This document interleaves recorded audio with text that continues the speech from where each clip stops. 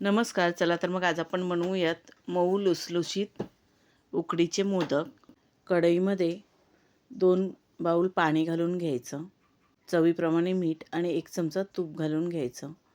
पाण्याला चांगली उकळी आली की त्याच्यामध्ये 2 बाऊल पीठ घालून घ्यायचं.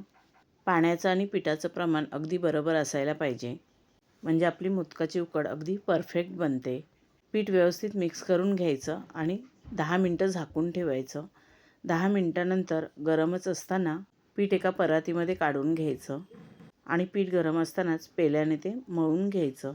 पेल्याऐवजी आपण स्मॅशर किंवा ग्लास जे काही असेल आपल्याकडे ते वापरू शकतो. त्यानंतर हाताला थोडं तूप घेऊन हे पीठ 10 मिनटं तरी चांगलं मळून घ्यायचं, म्हणजे ते मऊ होतं. तुम्ही बघू शकता पीठ अगदी मऊ झालेलं आहे. पिठाचा एक छोटासा गोळा घ्यायचा आणि तो गोल करून त्याला सुकं पीठ लावून घ्यायचं आणि याची पातळ अशी हातानेच पारी करून घ्यायची. आपला पहिला एक व्हिडिओ व्हायरल झालेला आहे, मोदकाची उकड कशी तयार करायची. त्याच्यामध्ये बऱ्याचशा आपल्या मैत्रिणींचा प्रश्न होते की ताई, उकड खूप चिकट झाली आहे. आपण मोदकाचं पीठ वाफवल्यानंतर ते चिकट होतं, पण तेलाचा किंवा तुपाचा हात लावून आपण ते 10 मिनटं चांगलं मळून घ्यायचं, म्हणजे पिठाचा चिकटपणा कमी होतो आणि पीठ अगदी मऊ होतं.